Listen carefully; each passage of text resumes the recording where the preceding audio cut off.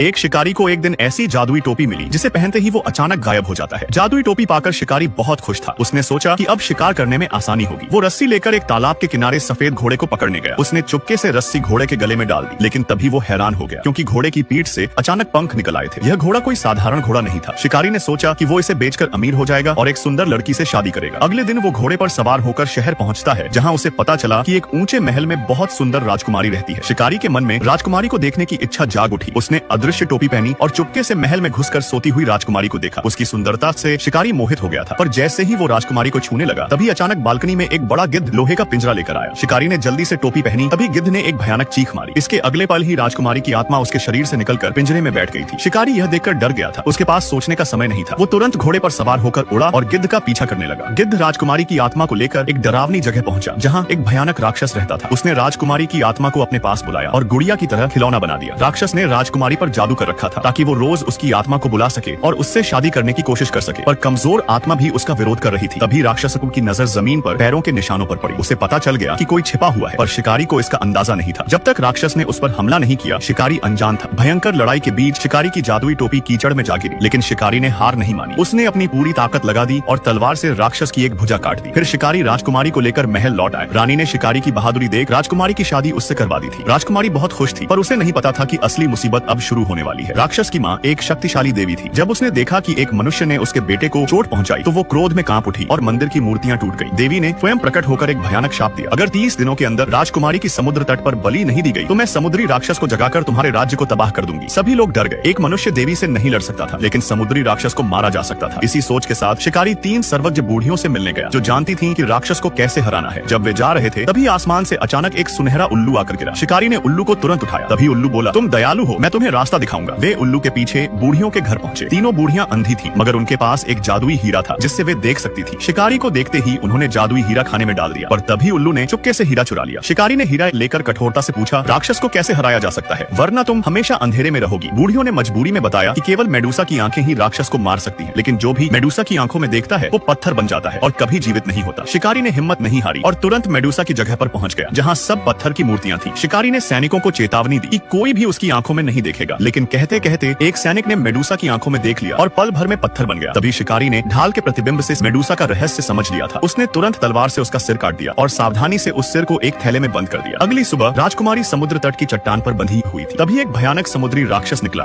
और राजकुमारी को पकड़ने ही वाला था कि इस नाजुक क्षण में शिकारी घोड़े पर सवार होकर चट्टान पर पहुंच गया। उसने मेडूसा के सिर को उठाकर राक्षस पर चमकाया, जिससे पल भर में विशाल समुद्री राक्षस पत्थर बनकर चकनाचूर हो गया था। शिकारी के साहस और न हारने के संकल्प से उसने राजकुमारी के साथ साथ पूरे राज्य को बचा लिया था।